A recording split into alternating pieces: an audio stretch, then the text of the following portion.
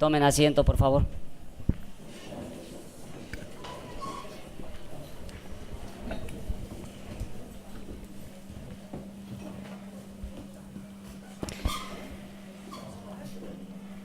Se reanuda el debate. Tiene la palabra el doctor Illanes.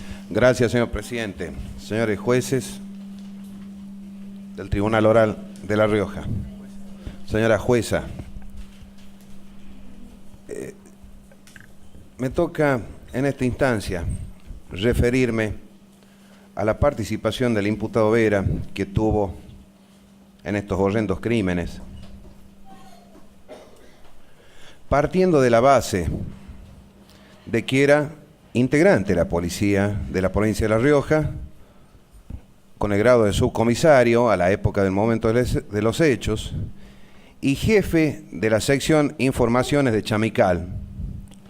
Situación esta que se prueba a través del legajo del imputado Vera, a través de la declaración prestada en este debate también por el testigo Raúl Nicolás Luna, que nos manifestó de que Vera era del D2, de la declaración de Portugal, que declara también en la parte pertinente y que esta fiscalía extrae a los fines de acreditar este extremo, de que Vera le pidió que lo observara al sacerdote de Olta, del radiograma que envía Vera a las autoridades locales en la ciudad capital,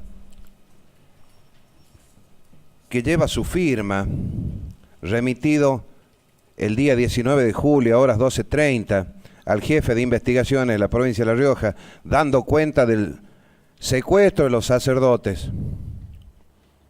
Y Balbino Luna, que dice Vera era el jefe real de la policía en Chamical.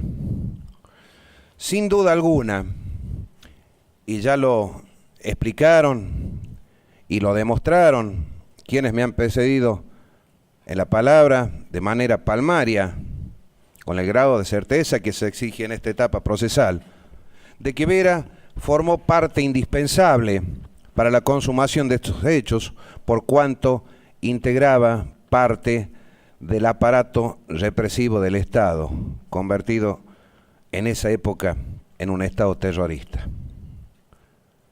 Su siniestra participación como parte del grupo de tareas se prueba en este debate también a partir del año 1976 y el día 24 de marzo, cuando fue a privar ilegítimamente de la libertad al intendente democrático Chacho Corso, que ha sido testigo en este debate,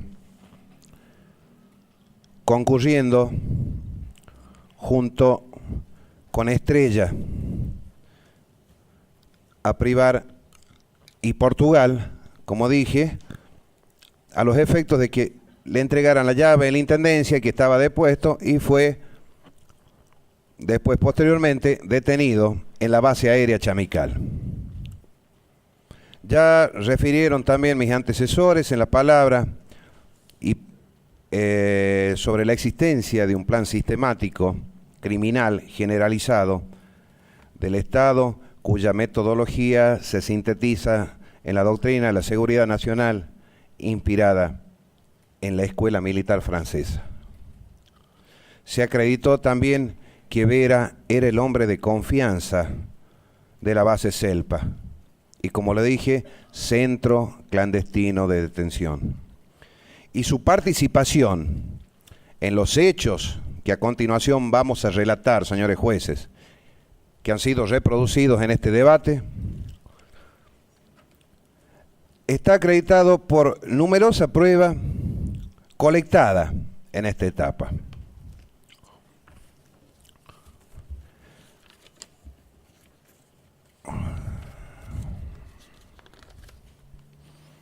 Félix II Portugal nos dice: Vera estaba a cargo del servicio de inteligencia. Estrecha relación entre la policía y la base. Vio a la gente de la base conversar con Vera, que lo visitaban en la comisaría.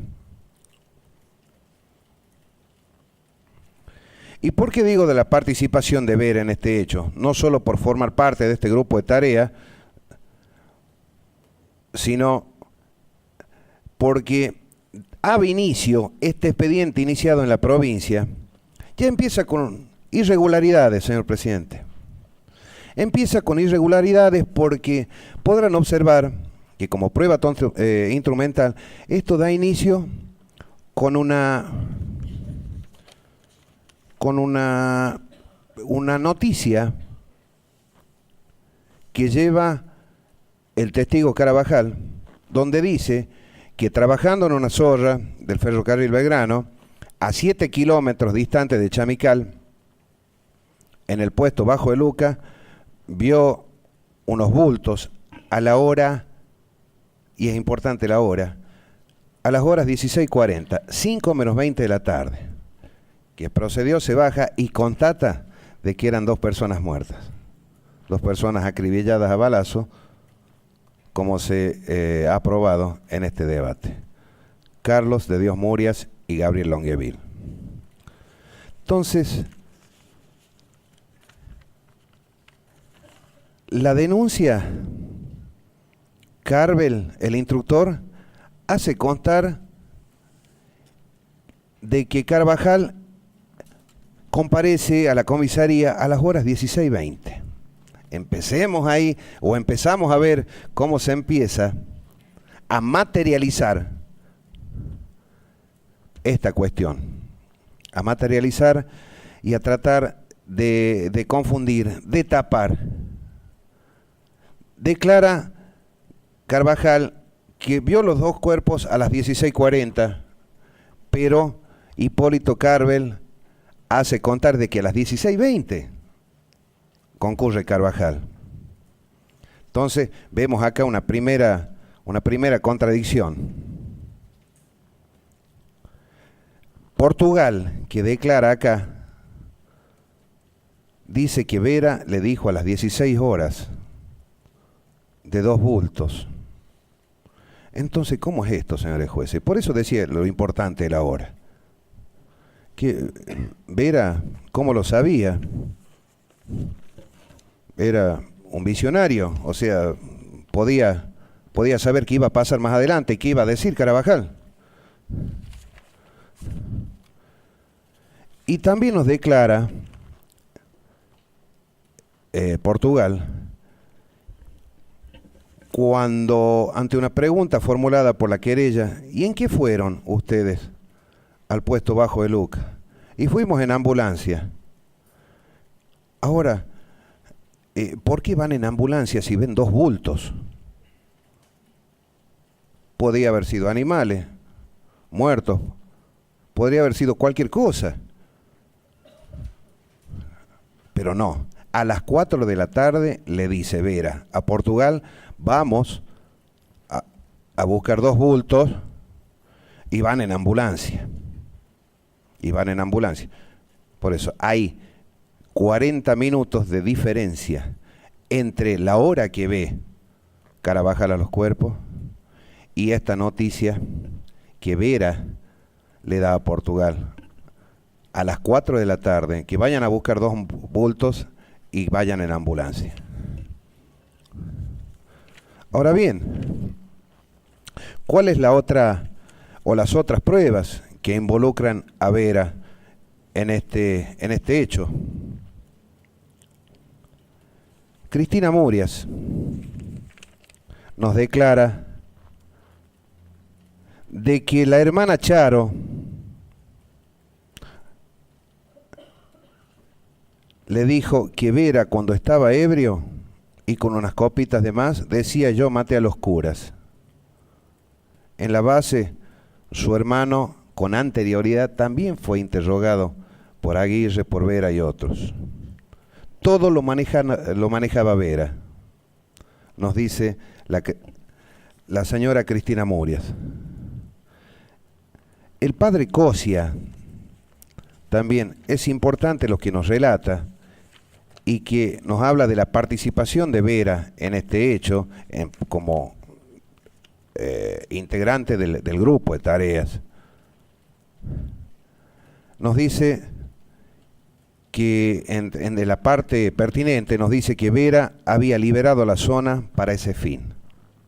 Situación también que se ha acreditado, y no es un invento del padre Cosia, por cuanto varios testigos, funcionarios policiales, declararon que fueron trasladados. Carvel, Britos, el mismo Portugal. O sea, el jefe en la realidad era Vera. Vera tenía el manejo y el dominio total de la comisaría y había liberado la zona, señores jueces. A fojas 9 de este apunte, yo tengo resumido también lo que nos declara el testigo Pocho Brizuela. Dice que nos habla del clamor popular, y es importante, señores jueces, la voz del pueblo.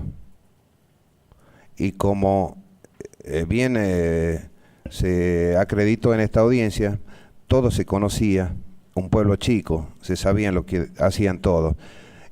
Nos dice Pocho Brizuela que era Vox Populi, que Vera tuvo participación en los homicidios.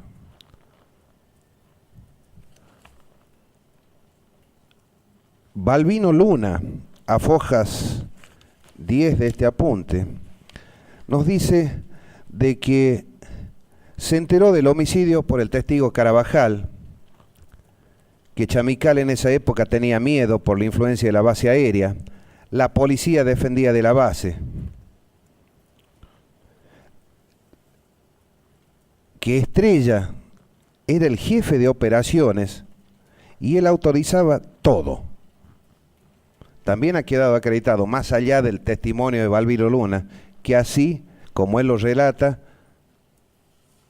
se va acreditando la participación de Vera en este debate. Al comisario Carrizo y a Portugal lo trasladan, a Carver lo mismo, liberaron la zona quedando Vera en la comisaría.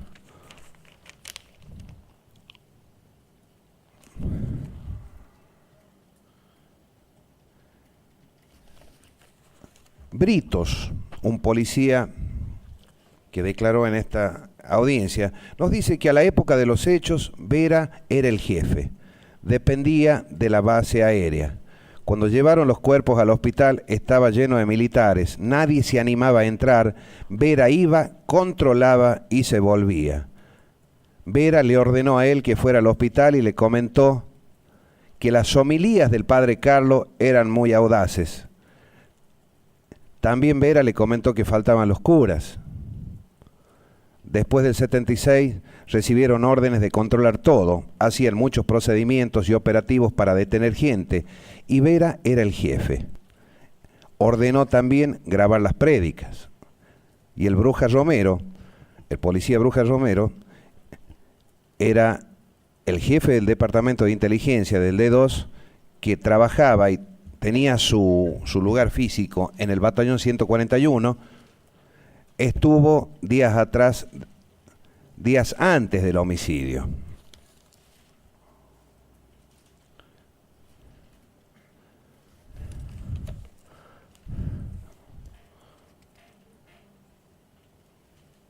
Bien.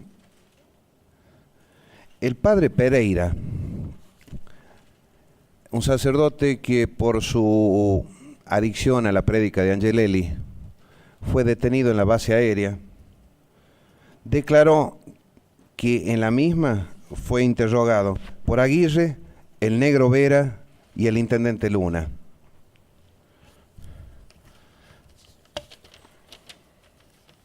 Es importante también, señores jueces, la declaración de Torralba.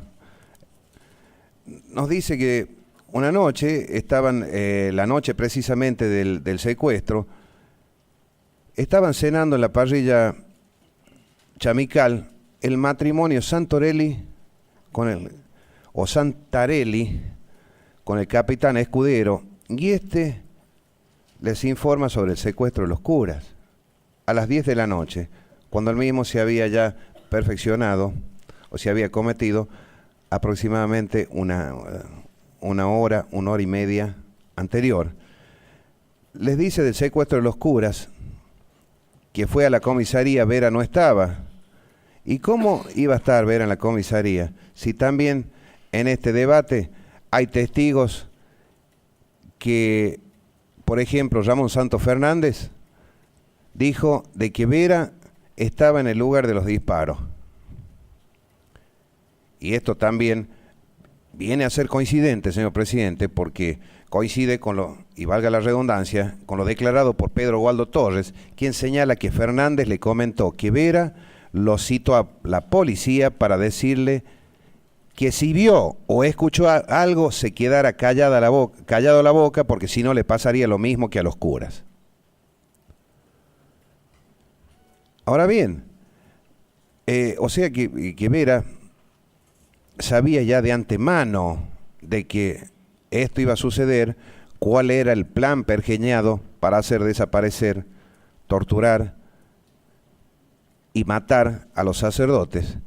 El testigo Raúl Nicolás Luna, fundamental importancia en este debate, que ya lo refirieron con anterioridad la querella, pero es deber de esta fiscalía reiterar o resumir. Nos dice el testigo Raúl Nicolás Luna que el día 18 de julio entró a las 6 de la mañana a tomar servicio. Se entrevistó con Vera y le solicita que se traslade a la casa de las hermanas Josefinas y le pregunte si se encontraban Murias y Longueville en la casa. Y si le preguntaban, que diga que quien los buscaba era la Policía Federal Argentina. Que luego le dé la respuesta, pero que se quede callado la boca y no lo comente con nadie. Entonces, hablar de no participación de Vera en estos hechos sería tendríamos que estar ciegos, señores jueces. También nos dijo el testigo Raúl Nicolás Luna que Vera tenía la costumbre de llegar entre las 9:30 y 10 de la mañana. Ese día estuvo temprano. La hermana que lo atendió le preguntó ¿quién buscaba a los curas? Él respondió Policía Federal Argentina. Y ella le dijo, ¿qué venís a preguntar si ustedes se los llevaron? Vera a su vez le dijo a Luna, esta misión es para vos y para mí. Cuando vuelvas de la misión, me avisás solo a mí. No te acuerdes con nadie de lo que te mando a hacer. Y si estoy ocupado, me haces una seña. Voy y me lo decís a mí. Es la única misión que lo envía Vera a hacer a Luna. Y también nos dijo que Vera era jefe del D2.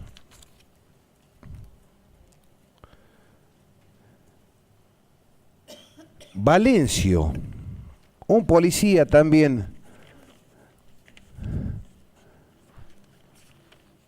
nos dijo de que escuchó en el IRS que Sánchez le ofertaba plata, que Vera le ofertaba plata a Sánchez, haciendo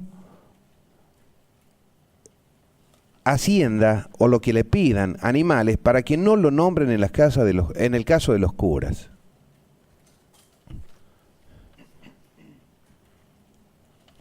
Ha quedado acreditado, señores jueces, de que Vera y su familia era una familia que tenía animales en la zona, tenía hacienda. Bien, ¿qué pasa? ¿No nada? Ajá. Bien. También es importante destacar al testimonio de Miguel Ángel La Civita, que nos declara de que de la detención de los sacerdotes Ruiz y Ventoruti, que fueron llevados a la base también, Murias y Canovel, interrogados toda la noche. Los homicidios fueron operativos en zonas liberadas por CELPA y la policía. El pueblo decía que los homicidas eran de la base y Vera como parte de la policía de Chamical.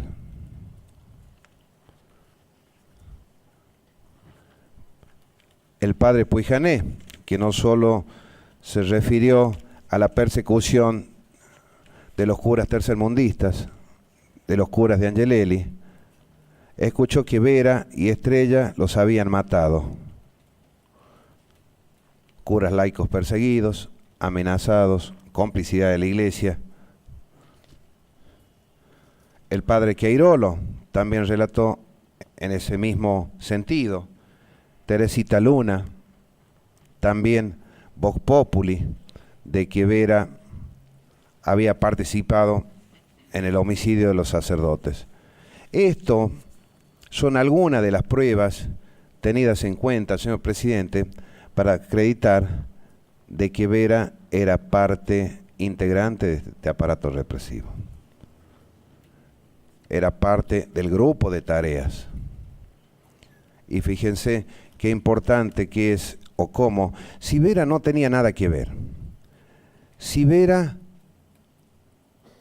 estaba en un asado, como se pretende decir por ahí, con testigos totalmente subjetivos, con testigos parcializados por su amistad con Vera, hasta testigos de que hablan de una relación amorosa con una de las testigos, queda claro de que él estaba enterado ab inicio de este secuestro de los curas y posterior muerte.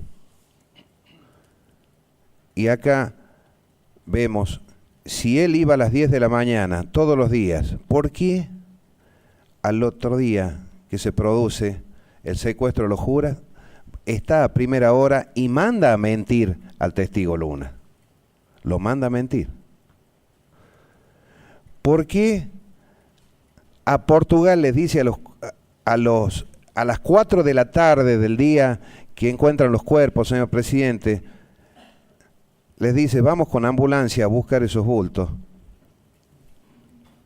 cuando Carabajal los ve a las 16:40? Todas estas pruebas, más las señaladas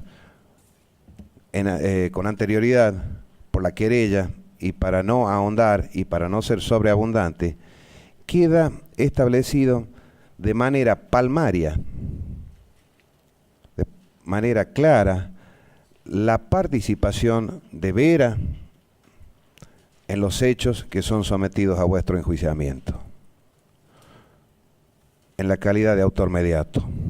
Ahora bien, y hablando de hechos, ¿cuáles son los hechos que han quedado acreditados en este debate? ¿Cómo fueron la mecánica? También fueron consistentes, claros, precisos, lo relatado por las querellas, y que no dejan margen a duda alguna en ninguno de los hechos, de que los sacerdotes Carlos de Dios Muria y Gabriel Longueville, mientras estaban cenando en la casa de las hermanas Josefinas, fueron engañados por gente de que al mostrar las credenciales de la Policía Federal les dijo que tenían que venir a declarar sobre un detenido Chacho Corso.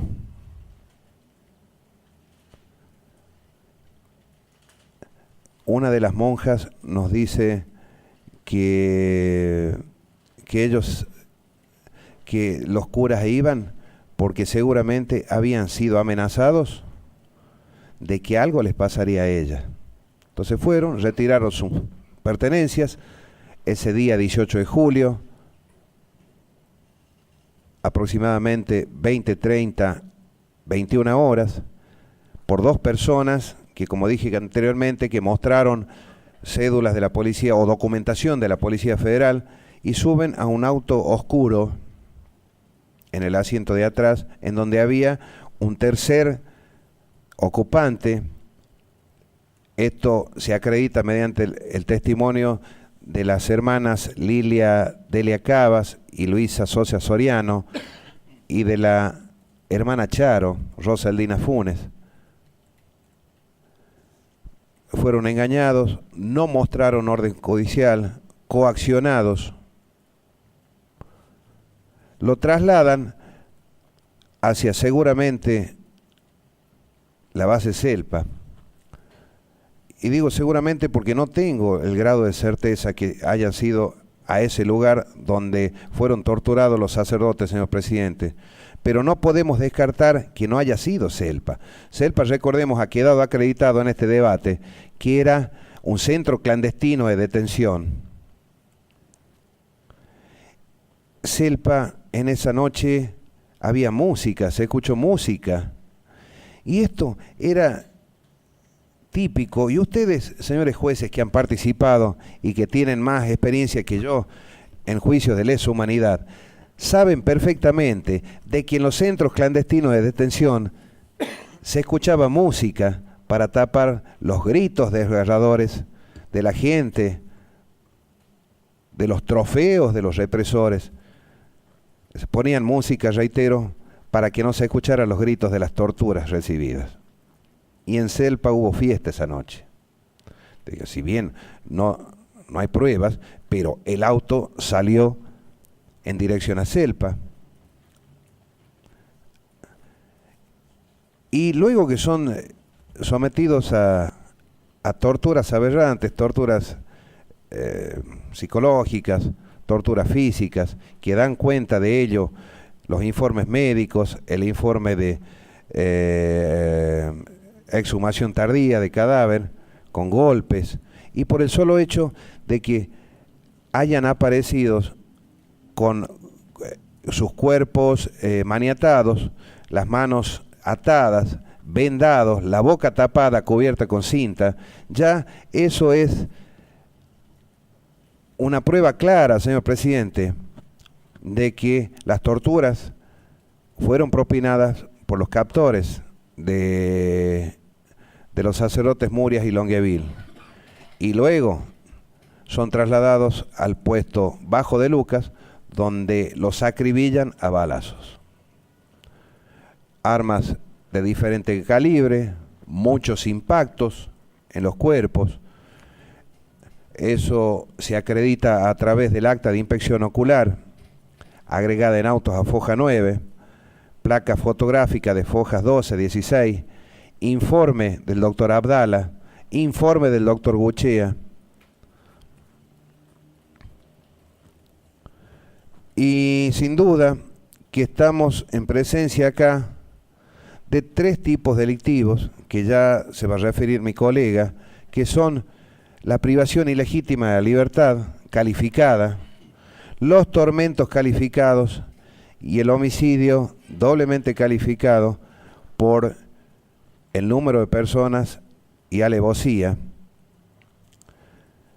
cuyas víctimas fueron Juan de Dios Murias y Gabriel Longueville.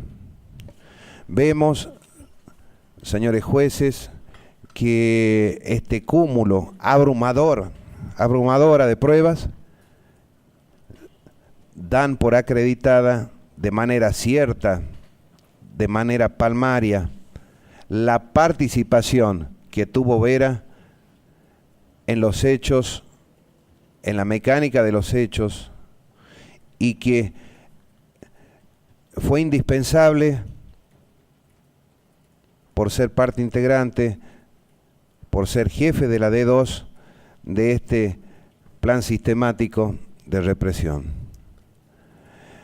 Voy a destacar también cómo tiene participación también el Comodoro Estrella, por lo referido por mi colega, pero también nos dice la hermana Luisa, la hermana Charo, nos dice de que al frente de sus casas vivía un suboficial Martínez, de Fuerza Aérea, de que vio un soldado con casco que lo vio llegar a Estrella el día anterior en un móvil perteneciente a Fuerza Aérea, y que ese soldado, cuando se dio cuenta que ella lo estaba mirando, agachó la cabeza. Bien, Vera Estrella declara en este debate, asume una posición exculpatoria, y nos dice de que iba a Martínez porque era un excelente, el mejor maestro mayor de obras que había en Chamical y en zonas de influencia. Pero nos dice la hermana Charo que vio todo este movimiento de Vera y gente de Fuerza Aérea el día anterior y después cuando secuestran a los curas no lo vio más. O sea que las habilidades manuales de Escudero, ya después del secuestro de los curas,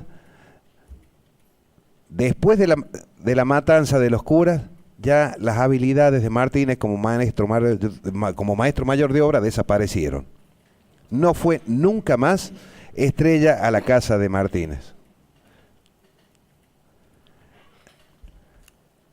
Sin duda, y lo vamos a retomar después, que se trata de un crimen más de este plan siniestro del Estado terrorista durante el gobierno de facto. Ahora va a seguir con la palabra el doctor Gonel. Gracias, estimado colega. Como yo les mencionaba al principio, corresponde ahora que analicemos brevemente la cuestión jurídica en todos sus capítulos. Digo brevemente porque no corresponde que en este contexto nos pongamos a hacer grandes elucubraciones sobre cuestiones dogmáticas. En primer lugar, porque no corresponde. En segundo lugar, porque son los jueces los que saben el derecho. Y integra este tribunal un profesor catedrático que ha enseñado Derecho Penal a más de uno de los que estamos en este recinto, no solo a nivel de grado y de posgrado. Así que puede ser tomado como una arrogancia que no quiero que quede así. Por supuesto que yo me ponga a departir con profundidad, que les confieso que me interesa porque me inquietan las cuestiones dogmáticas, pero no lo voy a hacer. Lo van a hacer ustedes en su decisión, como lo han hecho en tantas otras sentencias que han dictado sobre esta problemática. En primer lugar, muy brevemente, la justificación sobre la vigencia de la acción penal emergente de estos delitos, que sin perjuicio del nomen iuris, de privación de legítima libertad, tormento y homicidio, son delitos de lesa humanidad imprescriptibles. Y hay una larga discusión, forma parte de los argumentos de la defensa, seguramente lo van a reeditar, pero esa discusión se termina en septiembre del año 2004, cuando la Corte Suprema dicta su sentencia en la causa Arancibia Clavel, en donde dice que Argentina ratifica la Convención sobre la imprescriptibilidad de los crímenes de guerra y de lesa humanidad de Nueva York en 1968, anterior al momento de los hechos, lo ratifica con posterioridad. Lo ratifica por ley 24.584 en el año 95 y le dota de jerarquía constitucional en el año 2003 por ley 25.778. Entonces las defensas argumentan con razón. Estas leyes son posteriores. La consecuencia que permite habilitar la persecución penal sin límite de tiempo es incorporada a nuestro derecho interno por leyes posteriores a los hechos. Pero la Corte lo dice muy claro en este fallo, que la incorporación de un tratado internacional que prevé esta consecuencia, que es anterior al momento de los hechos, el hecho de que la incorporación sea posterior implica ni más ni menos que cristalizar o reconocer en el derecho interno principios que se encontraban vigentes en la comunidad internacional en el momento de los hechos, por la costumbre internacional, el derecho de gente, etcétera, etcétera.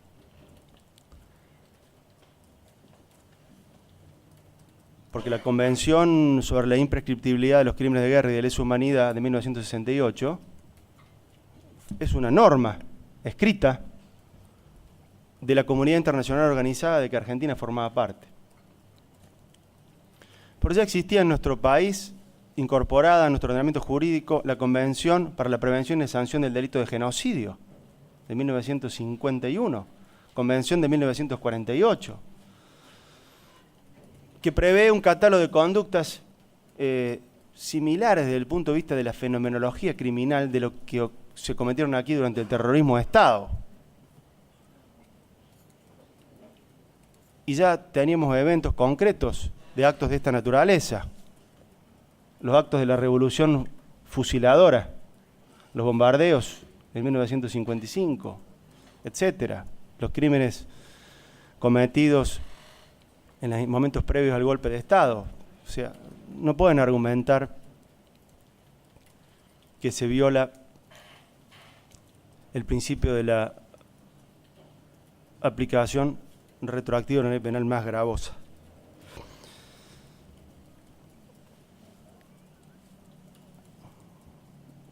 Por eso me parece que está claro que los delitos, más allá del nomen iuris, son delitos de lesa humanidad y son imprescriptibles.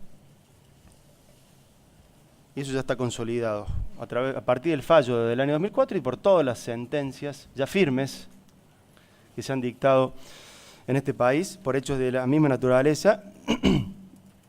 Y para el caso particular de Menéndez, las sentencias del Tribunal Oral en lo Criminal Federal número 1 que integran magistrados que están aquí presentes, de Córdoba.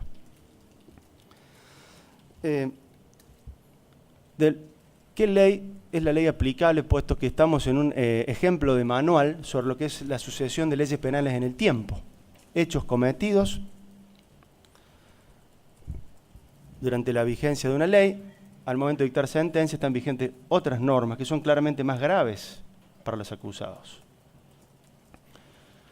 Por eso nosotros vamos a respetar el principio de ley penal más benigna y por eso nosotros solicitamos que las conductas se encuadren bajo las normas vigentes, que era el Código Penal, según redacción de ley 14.616 y las posteriores, 20.509, 20.642, pero no la denominada ley 21.338, a pesar de que el requerimiento fiscal la contempla y con el colega hemos discutido críticamente sobre la necesidad de desechar la aplicación de esta llamada norma, teniendo en cuenta que la cuestión jurídica en un proceso penal es siempre provisoria hasta que se dicta sentencia, porque por el iori novit curia son los jueces los que conocen el derecho. Pero esta ley, esta denominada ley 21.338 no puede aplicarse. Y tenemos que dejar de encuadrar las conductas bajo esta pseudonorma y tenemos que criticar la nefasta jurisprudencia de la Corte Suprema de Justicia de la década del 30, que dice que las normas dictadas por gobiernos de facto, en tanto no sean derogadas expresamente por regímenes democráticos posteriores, tienen vigencia porque generan derechos adquiridos. Me parece que el Parlamento Nacional tiene por delante una ardua tarea de sistematización de estas normas y de derogarlas expresamente. Y acá no se trata de una norma que ha generado derechos en materia de previsión, estamos tratando de una norma penal o una pseudonorma penal.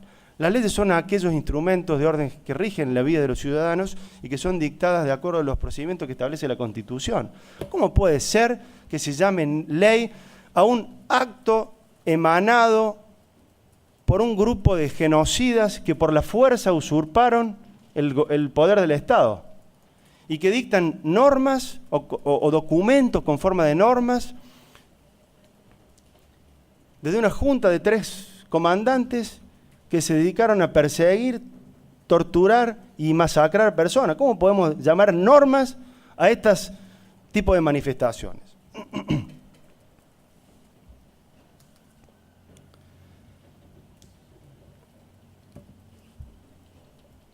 La secuencia fáctica contenida en el requerimiento fiscal de elevación de la causa a juicio se adecua a los tipos penales de privación ilegítima de la libertad agravada por el uso de violencia. En función, son 2 hechos, en función del artículo 144 bis, inciso primero, en función del artículo 142, inciso primero del Código Penal. Tormentos agravados por la condición de perseguido político de las víctimas, también 2 hechos, conforme al artículo 144 ter, primer y segundo párrafo del Código Penal,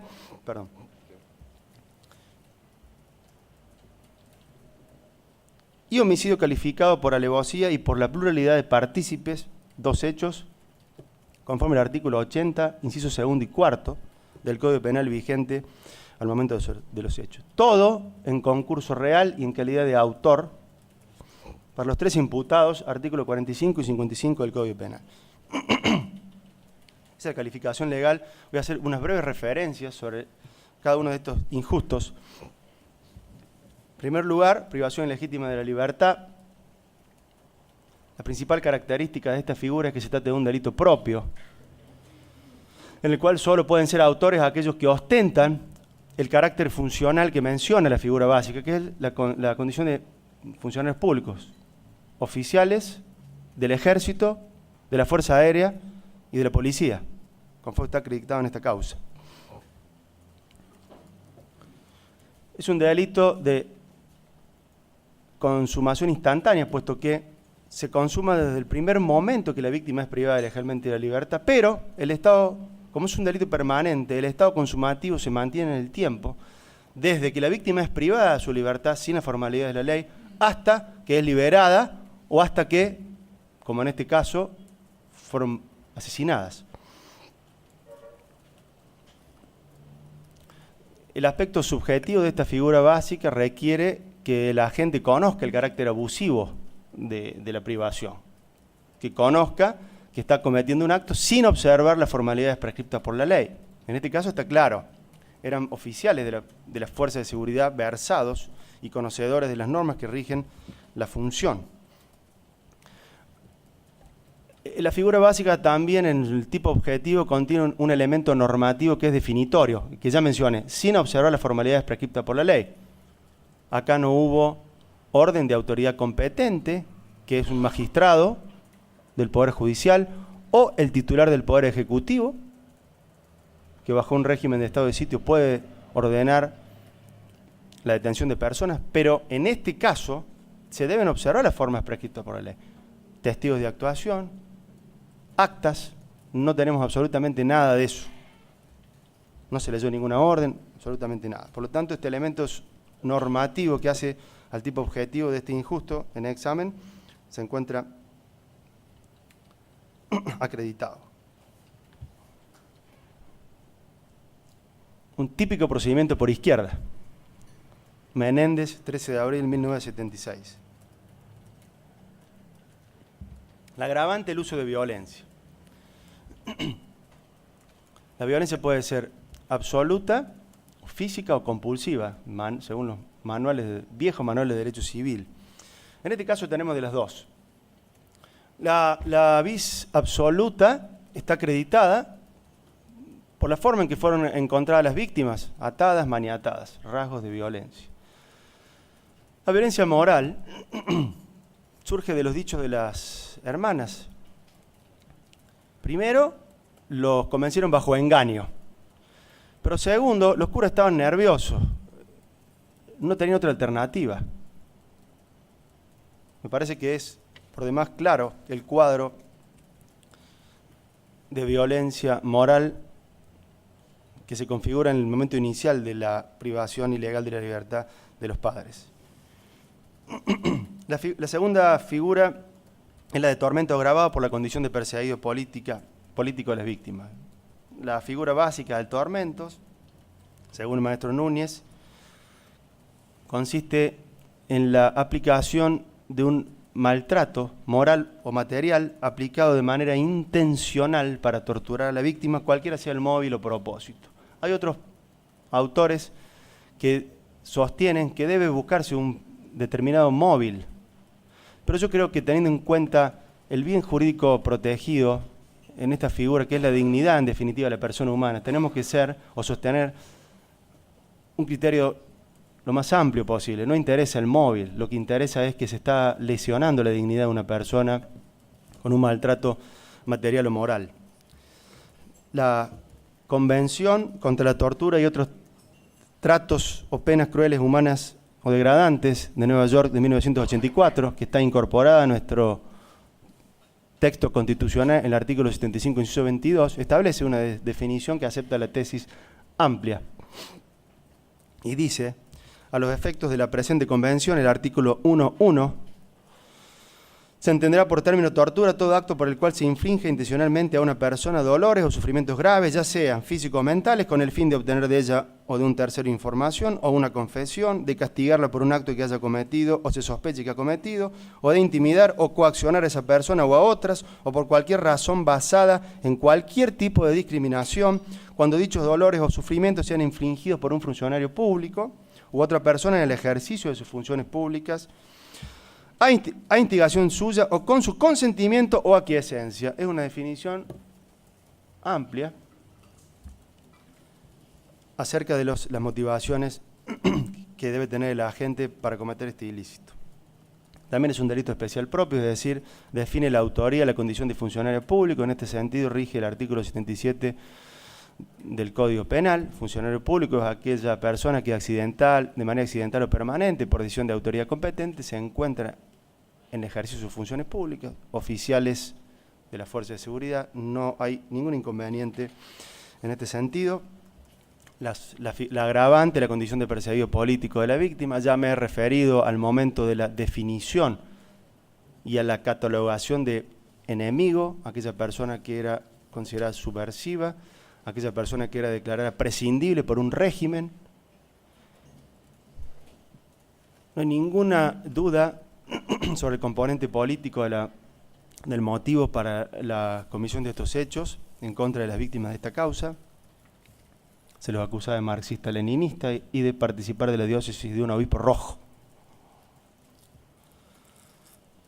Finalmente, el delito de homicidio calificado por alevosía y pluralidad de partícipes, yo no me voy a extender demasiado, no hay mucho para discutir acerca del agravante por pluralidad de partícipes, teniendo en cuenta que la propia figura establece un criterio cuantitativo, 2 o más personas.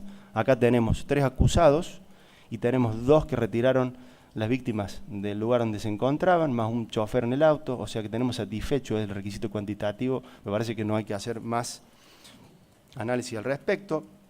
La alevosía, dice la clásica doctrina cordobesa, el obrar sobre seguro, sin riesgos, aprovechando el estado de indefensión de la víctima, sea que este estado provenga de la propia víctima, que no es el caso, de un tercero, que no es el caso, o del propio agente, que es el caso. Estructura de poder, secuestro, las víctimas estaban maniatadas y en esa condición se las fusiló.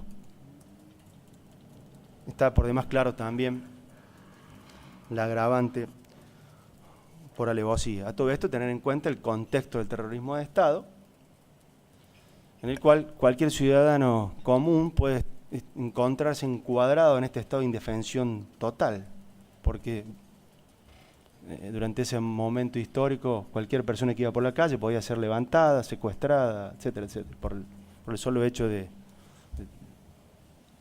qué sé yo, tener bigote, barba.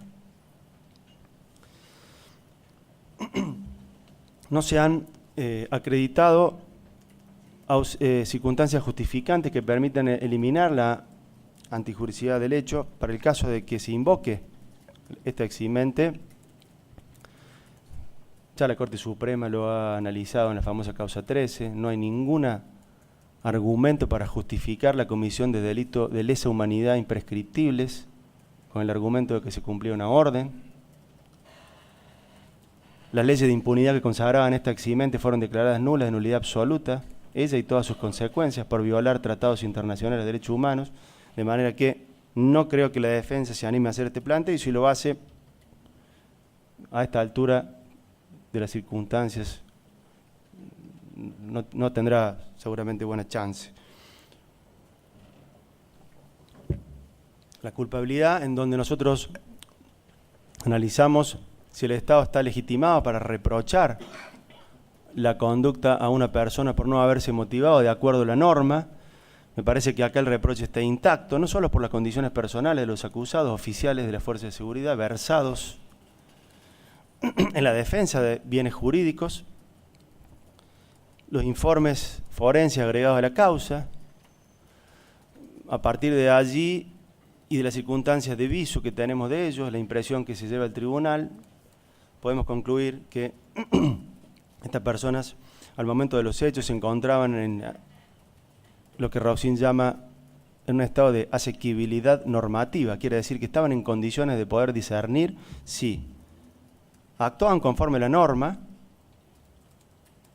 respetando la vida, la integridad física y la dignidad de las personas, o infringir esa norma, afectar estos bienes jurídicos. ¿Qué es lo que hicieron? Como estaban en condiciones de poder discernir estas circunstancias y optaron por quebrar la norma, el Estado está legitimado para reprocharle a título de culpabilidad con la pena, que es la consecuencia jurídica prevista en la ley, con la cual reacciona el Estado violentamente en contra de una persona que infringe la ley. Ya para terminar, lo que respecta a mi intervención, en el capítulo del análisis jurídico, la participación de los acusados, la teoría de el dominio, derecho por dominio de la voluntad en el aparato organizado de poder, tampoco me voy a extender demasiado sobre esto. Los jueces conocen perfectamente y utilizan esta teoría en sus sentencias, una teoría creada por Roxin, inspirado en el caso de Adolf Eichmann, que fue un jerarca nazi encargado, que fue el arquitecto de la solución final, que tenía el archivo judío más grande del mundo, en Alemania, que fue el ideólogo de la solución, de la masacre en masa, el gaseamiento en masa a los campos de concentración de los judíos, gitanos y declarados prescindibles por el régimen nacional socialista. Es muy interesante la historia de Adolf Eichmann porque fue secuestrado en nuestro país por un comando del Mossad en 1962 bajo la identidad de Ricardo Clement, operario de la Mercedes-Benz, cuando regresaba de su jornada laboral en la línea 26 a su casa de calle Garibaldi en Buenos Aires, cuando fue secuestrado. Eduardo Avos es un abogado laboralista que ha escrito un documento novelado que se llama Adolf Eichmann en Argentina. Si le interesa, cuenta todo cómo fue la aprehensión de Eichmann, que fue secuestrado. Esto generó un escándalo diplomático y fue sometido a proceso en los tribunales regionales de Jerusalén. Y bueno, Roxin, pensando en este caso, en el año 63 escribe esta tesis. No se aplicó en ese caso, no se aplicó en Alemania, su país, se aplicó en Argentina por primera vez en el mundo en 1985 en el juicio de las juntas. Y a partir del reinicio de los procesos, en el año 2005, todos los tribunales lo han acogido. Y básicamente esta teoría nos dice que hay una estructura de poder regida por un principio jerárquico en cuya cúspide hay un jefe que da la orden, que se retransmite por estamentos intermedios, hasta llegar a la base, que son los ejecutores materiales. El componente definitorio es que el ejecutor es fungible, es decir, que puede ser sustituido sin que el aparato deje de funcionar, sin que el aparato deje de matar, porque si uno se niega, otro le va a suplir. Curiosamente, esta fue la defensa del abogado de Eichmann en el juicio, el abogado Servatius, que dijo Eichmann era un eslabón. Si él no cumplía con su tarea, otro le iba a suplir. Fíjense ustedes qué curioso, el abogado utiliza los argumentos de esta teoría para su defensa. Finalmente no se aplicó, como les decía, esa teoría, se aplicó en Argentina por primera vez y se aplicó en Alemania por primera vez en el año 94, cuando le hizo juicio a los tiradores del muro, que mataban a los alemanes de la República Democrática que querían saltar hacia el mundo occidental, hacia la Alemania federal. Los tres acusados son autores mediatos. Menéndez, por antonomasia, está en la cúspide del aparato, definiendo los enemigos, dando las órdenes para actuar por derecha y por izquierda, teniendo el control efectivo de cada acontecimiento, la posibilidad concreta de revertir el destino de las víctimas. Estrella es un autor mediato intermedio, un jefe de una unidad militar, orgánica de la Fuerza Aérea, pero bajo el cumplimiento de las órdenes del ejército en la lucha contra la subversión, en el plan de exterminio, Y Vera es un autor mediato intermedio, el último de la estructura de poder, como oficial de la fuerza policial sometida al control operacional del ejército. Y bajo esta figura de autoría deben responder los tres. Ahora queda en uso la palabra el doctor Illanes para hacer la petición final. Muchas gracias. Bien, sin duda que estamos frente a un delito de lesa humanidad, como lo explicara el doctor Gonella, como lo fundamentara, y no de delitos comunes. Un delito que se haya cometido, que se haya matado a los dos sacerdotes por un tema de la merced de la chimenea, como hará o seguramente va a esgrimir la defensa. Acá surgió claramente una persecución a la iglesia de Angelelli. Ha quedado acreditado por los sacerdotes, fundamentalmente por ellos, que han depuesto en esta audiencia que hubo una complicidad de la jerarquía eclesiástica. Y también hubo un silencio cómplice, y que en la actualidad persiste. Y les voy a decir por qué. Acá en nuestra provincia, leía hace 3 o 4 días una declaración del obispo de La Rioja. La iglesia espera justicia por las muertes de Carlos y Gabriel. Sí, todo el mundo espera justicia por las muertes de Carlos y Gabriel, más allá de Cristina Murias y más allá de su familia, porque es un crimen contra el derecho de gente. Pero hay un dato de que el obispo no apareció en una sola audiencia, señores jueces. Ahí está también la falta de acompañamiento, la ausencia de la jerarquía riojana, no así de los sacerdotes que han venido y nos han acompañado permanentemente, sacerdotes religiosos. Y es importante de que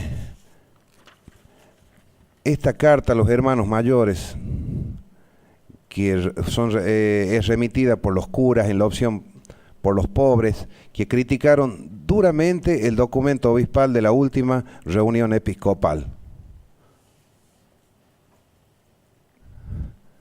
Dice este grupo, esta agrupación de la opción preferencial por los pobres, dice: debemos confesar que nos escandaliza que ante la sociedad parezca que usar preservativo sea más grave que la tortura, que el sexo prematrimonial sea más grave que violar mujeres detenidas y desaparecidas, que engendrar hijos fuera del sacramento del matrimonio sea más grave que apropiarse de niños después de tirar al mar a sus padres, que la homosexualidad es una enfermedad perversa y más grave que ser un torturador o presenciar con sadismo y complicidad sesiones de tortura, que el aborto de una mujer angustiada en su situación de embarazo no deseado o provocado sea tenido por genocidio y como algo mucho más grave que arrojar personas vivas al mar, atadas, dopadas y secuestradas.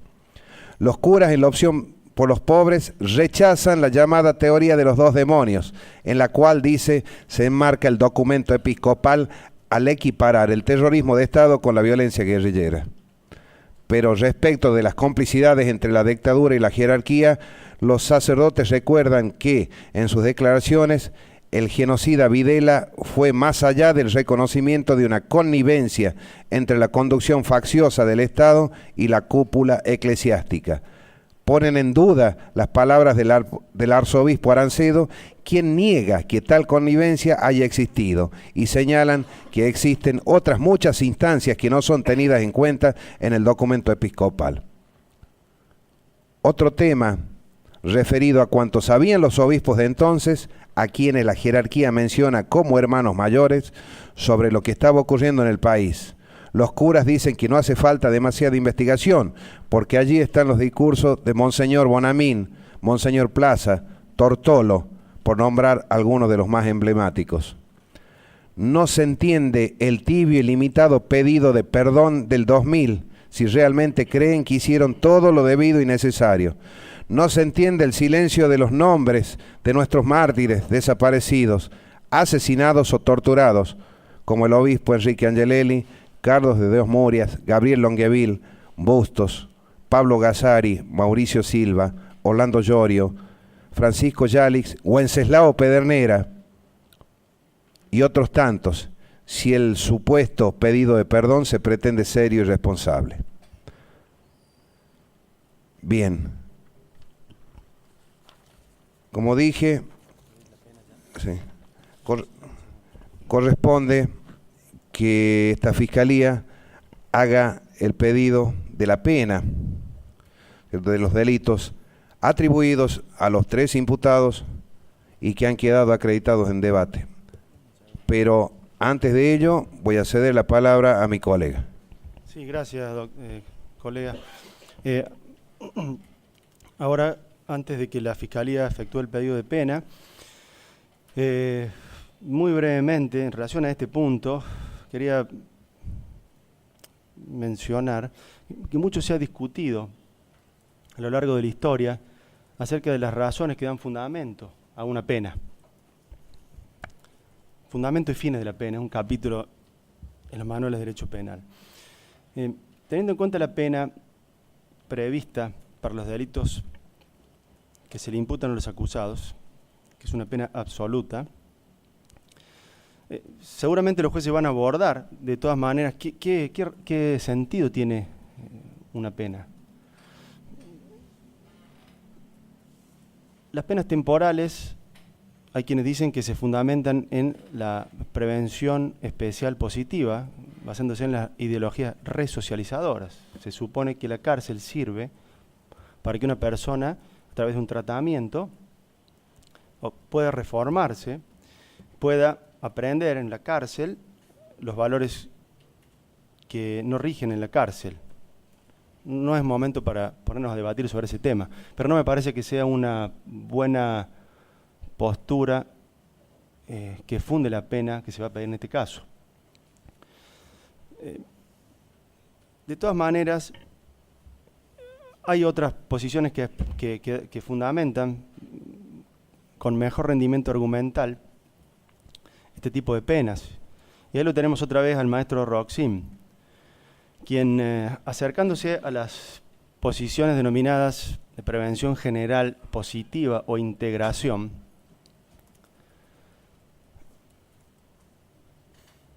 y para el caso de los jerarcas nazis dice, bueno, además de que no se van a readaptar, tenemos el ejemplo claro de que durante 30 años estas personas han estado adaptados.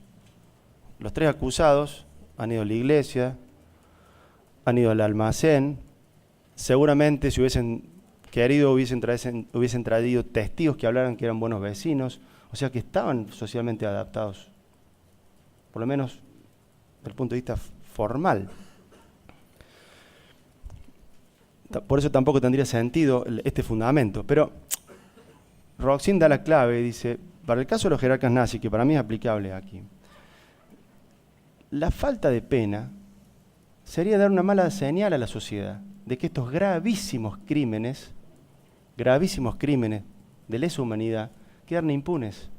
Entonces ahí me parece que está la clave, que da fundamento a la pena, que si el tribunal emite un pronunciamiento condenatorio, va a aplicar.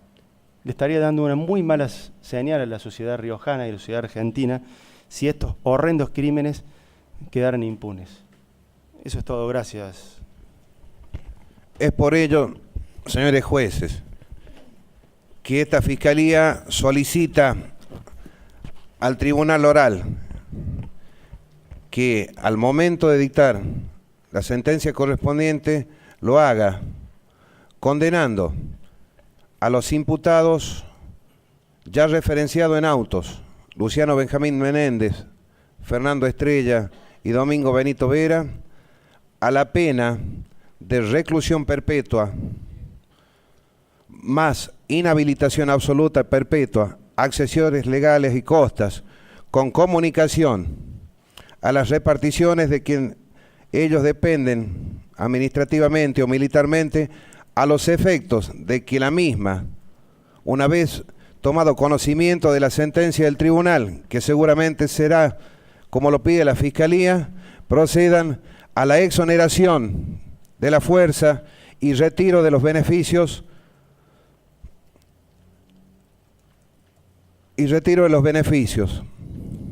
lo deben hacer considerando autores a los imputados ya referidos de los delitos de privación ilegítima de la libertad, 2 hechos, tormentos agravados, 2 hechos y homicidio doblemente calificado por el modo de ejecución y por el número de personas.